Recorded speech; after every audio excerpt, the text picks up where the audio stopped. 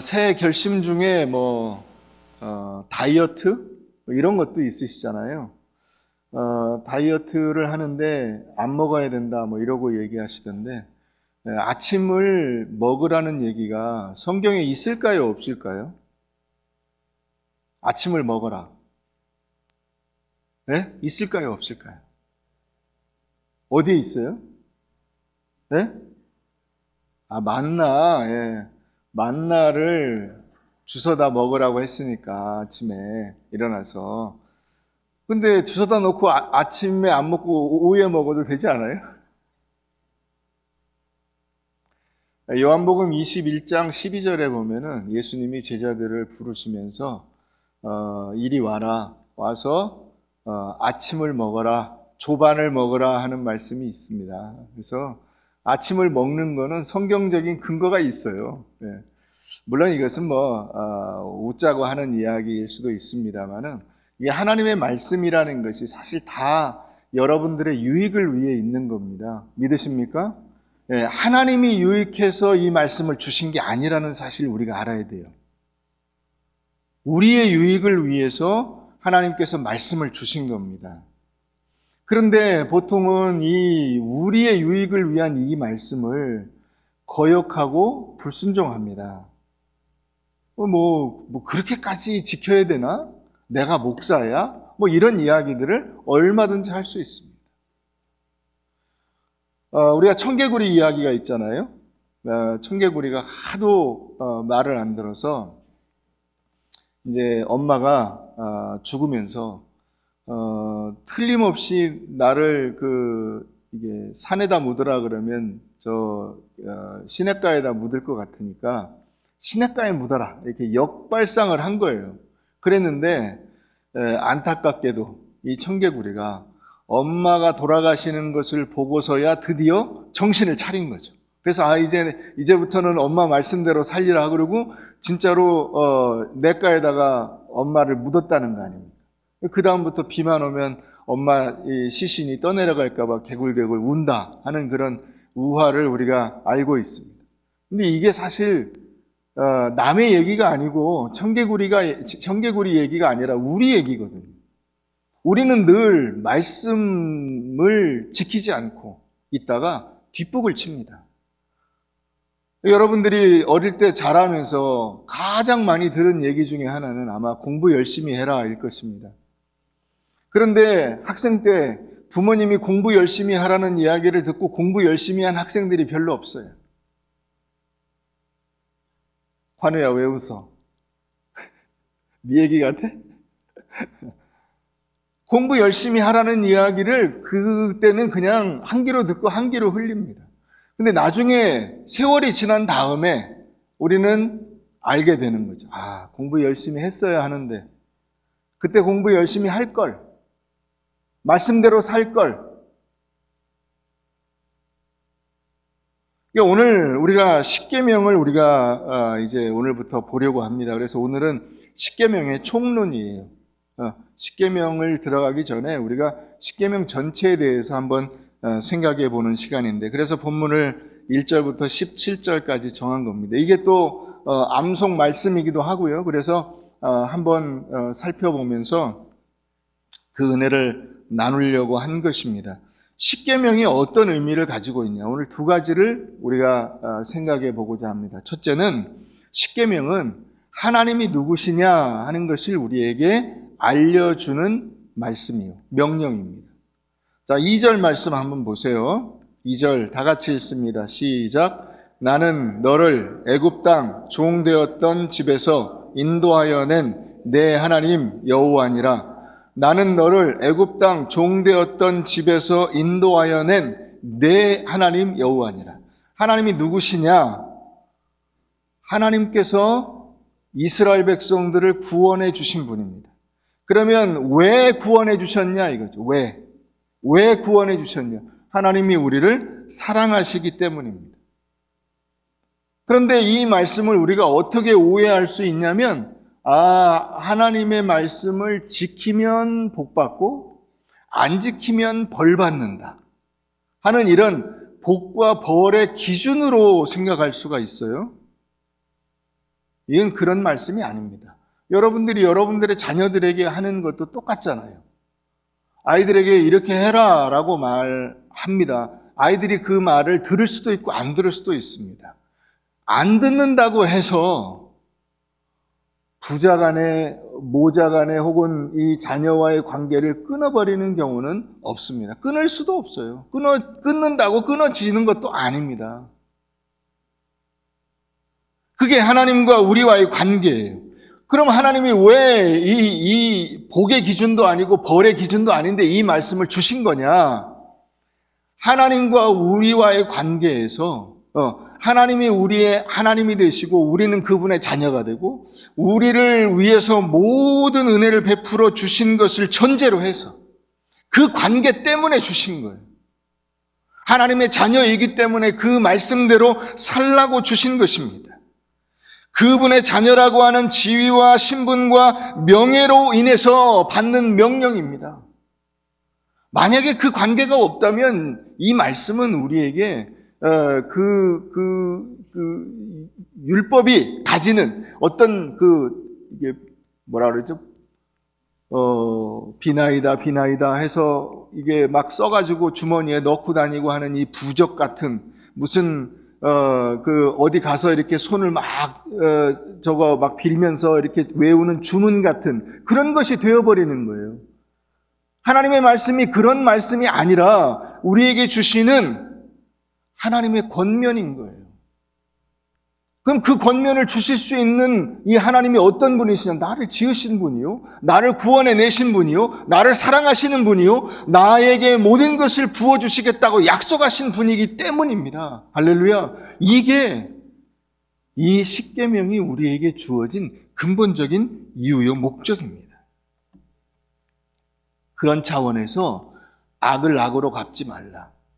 오른뺨을 맞으면 왼뺨을 돌려대라. 선으로 악을 갚아라. 원수를 사랑하라. 이런 말씀들이 그래서 있는 겁니다. 여러분, 우리가 십계명에서 출애굽기에서 그 가장 중요한 사건들을 꼽는다면 뭐가 있을까요? 많은 분들이 이 출애굽기에서 가장 중요한 사건이 뭐냐 하고 묻는다면 여러 가지 출애굽기에 나오는 초자연적인 사건들을 들을 수 있을 겁니다. 예를 들어서 애굽에 10가지 재앙을 내렸다든가, 또 이스라엘 백성들이 홍해를 건넜다든가, 하늘에서 만나와 메추라기가 내려와서 그걸 먹었다든가, 구름기둥과 불기둥으로 인도하셨다든가. 그러나 이것은 하나님이 그들을 인도하신 방법일 뿐입니다. 왜 인도하셨느냐를 우리가 봐야 돼요. 왜 그런 기적을 베푸셨는가? 왜 예수 그리스도를 보내셨는가? 이게 이 목적이에요. 근본적인 목적. 바로 우리를 사랑하시기 때문입니다. 그래서 출애굽기에서 가장 중요한 사건은 뭐냐면 시내산에서 언약을 맺으신 사건이에요. 시내산에서 이스라엘 백성들과 이스라엘 백성을 대표하는 이 모세와 하나님이 언약을 맺으신 겁니다. 나는 너희 하나님이 되고 너희는 내 백성이 되어 이제 내가 너희에게 준 이 계명을, 이 십계명을 너희가 신실하게 잘 지키면 내가 너희를 영원토록 내 자녀다운 삶을 살아갈 수 있도록 지켜주리라. 그게 근데 조건절처럼 되어 있지만 사실은 이미 그 계약 자체가 하나님께서 우리에게 베푸신 큰 사건인 거예요. 여러분들이 여러분들의 부모님의 자녀로 태어난 것 자체가 큰 사건인 거예요. 여러분들의 부모님들이 여러분들을 위해서 당신들의 생명과 재산과 모든 시간을 들여서 여러분들을 키워내신 사건 자체가 여러분들의 일생일대의 복인 거예요. 이거를 우리가 놓치면 안 되는 겁니다. 여러분, 그렇기 때문에 이 십계명은 하나님의 백성으로서의 존재와 명예로운 삶의 내용을 제시해 주신 겁니다. 영화 가운데 보면 쇼생크 탈출이라는 영화가 있어요. 이 쇼생크 탈출이라고 하는 영화의 원 제목은 쇼생크 리뎀션입니다. 쇼생크의 구원, 이 쇼생크 탈출이라는 영화는 기독교 영화입니다. 아무것도 모르고 보면 그냥 억울한 누명을 쓰고 감옥에 들어갔던 종신형 죄수가 기발한 방법으로 감옥을 탈출해 나와서 자유를 얻었다. 뭐 이런 얘기 같지만은 여러분 그게 구원 얘기예요. 그게 이 세상 얘기입니다. 이 세상은 마치 그냥 아무것도 모르고 범죄해서 30년, 40년씩 감옥에 들어가 살아가는 사람들처럼 죄가 일상화되고 그 감옥이 너무나 편안하고 그 감옥을 벗어나면 마치 죽을 것처럼 느껴지는 그런 사람들이 살아가는 삶이에요. 그런데 여기에 정상적인 사고방식을 가진 한 사람이 들어오는 거예요. 그게 앤디라고 하는 주인공입니다. 이 주인공은 누명을 쓰고 여기 들어온 거예요. 그래서 보니까 감옥에 들어와서 보니까 그냥 감옥 생활에 너무 적응을 잘하고 그 감옥의 교도소장이 그 사람도 예수 믿는 사람으로 나오잖아요. 교도소장이 억압하고 교도소장이 부정을 저지르고 잘못된 방법으로 교도소를 운영해 가도 거기에 그냥 다 따라가는 그런 너무나 잘못된 조직인 것처럼 보여요. 근데 그걸 몰라. 그래서 앤디가 어떻게 하죠? 그걸 알려줍니다. 정상적인 사회가 아니다라는 것을 알려줍니다. 정상적인 인간이 살아가는 삶이 무엇인가를 이야기해 줍니다. 그래서 그 대표적인 모습들이 예를 들면 베르디의 오페라 이 확성기를 통해서 이 아름다운 목소리 이 여가수의 오페라가 쫙 나가잖아요. 그때 마당에 있던 혹은 감옥 안에 있던 모든 죄수들이 깜짝 놀라가지고 야, 천상의 음성이 있구나, 이런 노래가 있구나, 이런 세상이 있구나, 이런 것을 누리며 사는 삶이 있구나 하는 것을 그제서야 하는 거예요.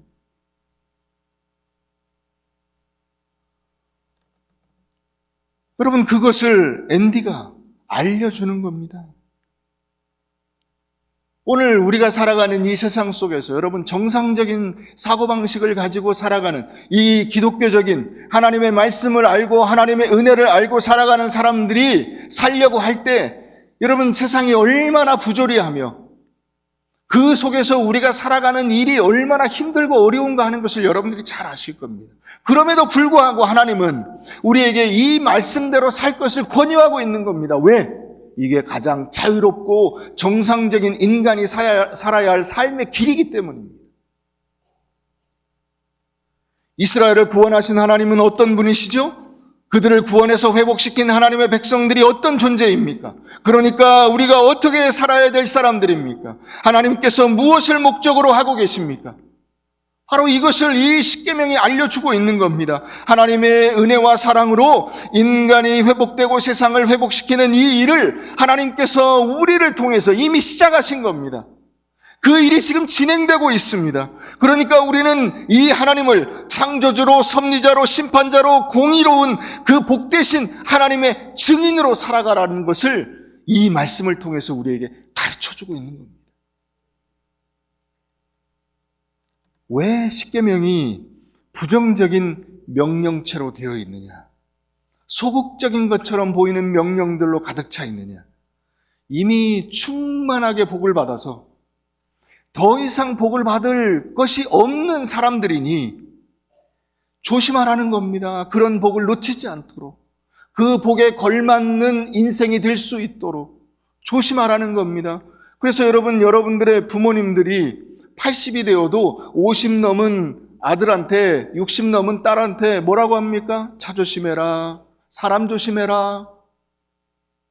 왜 그 얘기를 하시죠? 우리 어머니는 제가 나이가 몇 살인데 그 얘기를 하십니까? 그 얘기가 무슨 말이에요? 너 너무나 귀중한 존재니까, 너는 너무나 나한테 사랑스러운 존재니까 가서 아무렇게나 해서 몸 다쳐서는 안 되고 사람들에게 조롱받는 일을 해서는 안 되고 함부로 살아서는 안 된다는 이야기잖아요. 하나님께서 오늘 십계명을 통해서 우리에게 주시는 말씀이 바로 그거예요. 너는 너무나 귀중하고 사랑스러운 존재이기 때문에 함부로 행동해서는 안 돼. 아무렇게나 해서는 안 돼. 너 하고 싶은 대로 살아서는 안 돼. 너는 나의 분신이야. 두 번째는 이 십계명이 무엇이냐면 내가 누구냐, 내 정체성을 알려주는 명령입니다. 여러분, 세상에서 우리가 살아갈 때 우리가 결국 나타낼 수밖에 없어요. 자신의 정체성을 드러낼 수밖에 없습니다. 사람들이 우리를 보고 하나님을 볼 수밖에 없습니다. 아, 저 사람이 예수 믿는 사람이야를 결국은 알게 되지 않아요? 그 사람 어떤 사람이야? 아, 교회 다니는데 훌륭해. 멋있어. 나름 신앙인이야. 괜찮아. 진실해. 열심히 살아. 어려움이 많이 있지만은 그럼에도 불구하고 그 어려움을 내색하지 않아. 여러분, 세상이 나를 보고 하나님을 알 수 있어야 됩니다. 동의하십니까? 세상이 나를 보면 하나님을 볼 수 있어야 돼요. 우리는 죄와 사망에서 구원받아 하나님의 의와 진리의 거룩함으로 지으심을 받은 새 사람들입니다. 새 사람들, 다른 사람들과 다릅니다. 옛 사람들과 달라요. 그 다른 사람이 살아가는 모습이 무엇이냐를 드러내야 하는 것입니다. 하나님이 구원하신 사람들이 어떻게 다른가 하는 것을 나타내야 하는 것입니다. 그래서 하나님을 아버지로 모시고 그 형상대로 지음받은 자로서 자신이 처한 그 자신의 삶의 상황과 위치에서, 그 자격에서 이 사람은 어떻게 삶으로써 하나님을 멋있게, 하나님을 위대하게, 하나님께서 창조주이심을 나타내는가를 우리 보고 증명해내라고 하는 명령인 것입니다. 여러분, 사람들이 우리를 보고 의문을 가져야 돼요. 야, 저 사람은 어떻게 저렇게 힘들고 어려운 상황에서 불평하지 않고 묵묵히 그 어려움을 감당하며 살아낼까? 저 사람은 무슨 원동력으로, 예수 믿는 사람들이 그렇게 많은데 내가 수많은 예수 믿는 사람들을 봤는데 그 사람들과 다르게 살까? 제대로 된 예수 믿는 사람을 봤네. 여러분, 이런 의문이 생겨야 하는 것입니다. 우리의 인격과 우리의 윤리와 우리의 상식과 모든 경우와 진실함에서 다른 사람과 다른 모습들을 보아야 하는 것입니다. 이해관계에 얽매이지 않으며 자존심을 내세우지 않으며 자기만을 위해서 사는 사람이 아니라 도리어 내 이웃을 위해서 자신의 것을 나누어주는 존재가 되어야 하는 것입니다. 하나님을 아버지로 모신 사람으로서 내 이웃의 것을 빼앗아 내 필요를 채우는 사람이 아니라 도리어 내 모든 것은 다 하나님 아버지로부터 온 것이니 하나님이 내게 주신 것 너에게 주어도 나는 조금도 아깝지 않다. 그 믿음으로 싸우지 않고 살아가는 사람입니다. 여러분, 세상이 얼마나 경쟁이 치열합니까? 그 치열한 경쟁 속에서 우리는 실력을 발휘하고 나의 최선을 다하는 그런 모습으로가 아니라 다른 사람을 물고 뜯고 공격하고 그 사람을 끌어내리는 방법으로 이 경쟁을 이기려고 하는 경우들이 상당히 많이 있습니다. 그러나 그것은 하나님의 백성들의 삶의 방법이 아닌 것입니다. 하나님은 우리의 아버지가 되시며 하나님은 우리의 창조주가 되시며 하나님은 마지막에 우리의 삶을 놓고 심판하실 심판주이십니다. 그러므로 우리는 그분의 언약과 은혜 속에서 모든 것을 하나님께 맡겨드리고 하나님께서 내게 주신 상황 속에서 사랑하고 인내하며 살아갈 수 있는 사람들인 것입니다. 그 힘은 우리밖에 없어요. 불신자들은 그런 힘과 은혜를 알지 못합니다. 여러분, 6.25 때 유엔군 사령관으로 세 번째 유엔군 사령관이었던 벤 플리트 장군이라는 사람이 있습니다.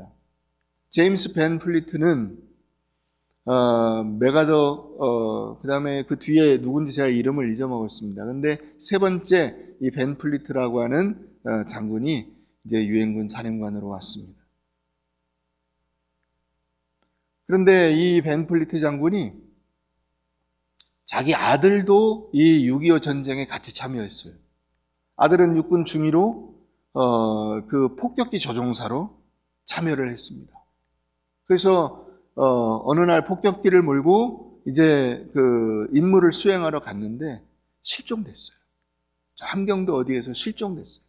그래서 수색대를 보냈지만 찾지 못했어요. 그런데 일주일 만에 과감하게 그 수색을 종료시키고 그 밑에 참모들이 그래도 더 찾아야 되지 않겠냐. 사령관 아들이 떨어졌는데 지금 어떻게 하면 좋겠냐. 자기들이 의논하지 않았겠어요. 더 합시다. 사령관이 아니다. 다 철수시켜라. 그보다 더 중요한 임무가 지금 잔뜩 있다.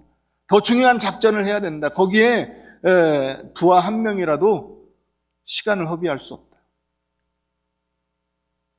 그가 나중에 그 부활절에 전사자 부모들에게 보낸 편지에서 그런 얘기를 했습니다. 저도 여러분들의 마음을 충분히 이해합니다. 그렇죠. 여러분, 자기가 사령관으로 있는 그 전쟁에서 자기가 대장인데 자기 아들이 죽었어요. 그러면서 그가 인용한 말씀이 요한복음 15장 13절 말씀입니다. 사람이 친구를 위하여 자기 목숨을 버리면 이보다 더 큰 사랑이 없다. 그 말씀을 인용하면서 그 유가족들을 위로했다는 이야기가 있습니다. 사랑하는 성도 여러분, 오늘 우리의 삶 속에서 우리는 나의 이익을 위해서, 내 욕심을 위해서 사는 사람들이 아닙니다. 하나님께서 내게 주신 삶의 자리를 하나님의 자녀로서 신실하게 지켜나가야 될 사람들입니다. 우리는 새끼 밥 먹고 살게 해주세요. 자식들이 좋은 대학, 좋은 직장에 다니게 해주세요. 내가 남들에게 자존심 굽히는 처량한 신세가 되지 않게 해주세요 하는 이런 기도 제목들을 가지고 한 해를 살려고 잘못 생각할 수 있습니다. 그러나 그것이 다가 아닙니다. 하나님은 이미 우리에게 그보다 훨씬 더 귀하고 멋진 것을 다 주셨습니다. 너는 나의 자녀다. 내가 그렇게 자존심 상하는 어렵고 고달픈 인생 속에 있지만은 내가 너와 함께한다. 내가 너의 인생을 책임져 줄 것이다. 여러분, 그래서 여러분들을 여러분들의 삶의 자리에 보내주신 겁니다.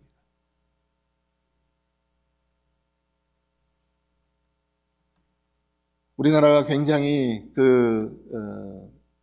전기 사용량이 많습니다.